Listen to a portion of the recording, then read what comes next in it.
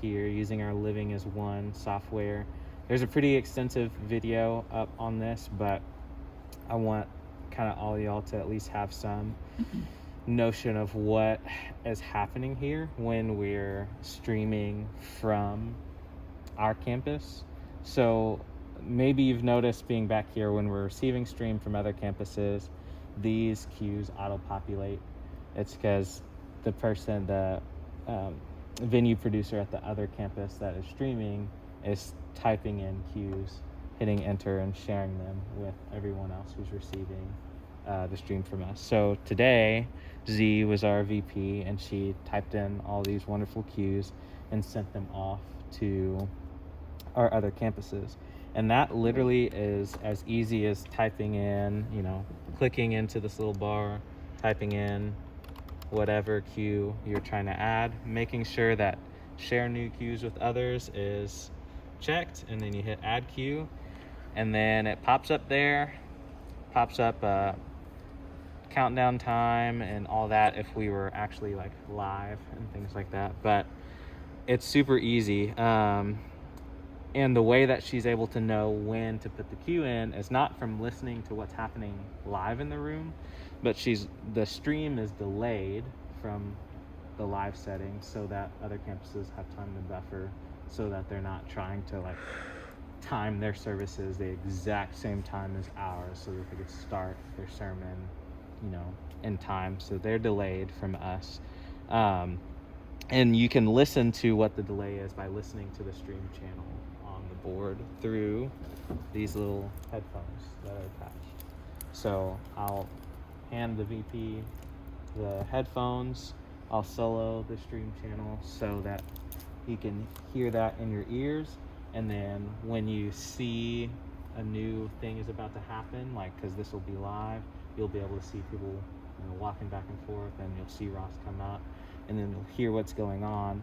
You could type the queue, press add queue, and then it's up there. The cool thing about this too is if, say, they just finished their worship set and Jimmy finished praying and said amen, and then Ross starts speaking, and you're trying to set a sermon cue and you set it after he started speaking, you're like, oh no, I said it late, what do I do?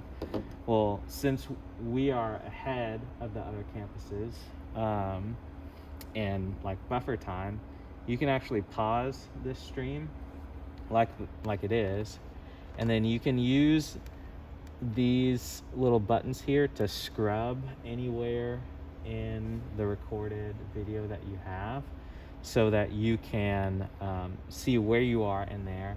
And then once you get to the spot where it's like, this is actually where I want to put the cue, like if I scrubbed,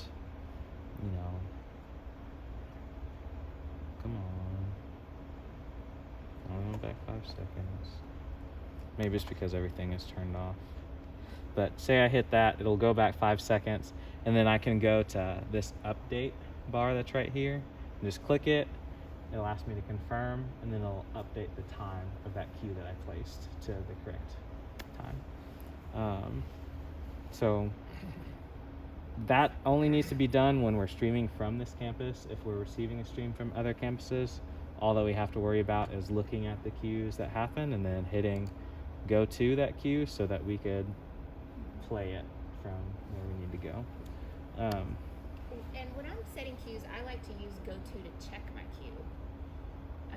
Yes, like if you sent, like say you set your queue, your sermon start queue, and then you did some other things, you want to go to where you are after you pause it, like you said, so that you're actually updating the correct thing. Because if you just pause it and then scrub and then update, you're not updating anything. So that's a good point.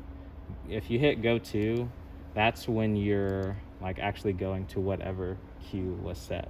So if I wanted to actually edit the mic check here, I had to go to it, pause, scrub, and then update.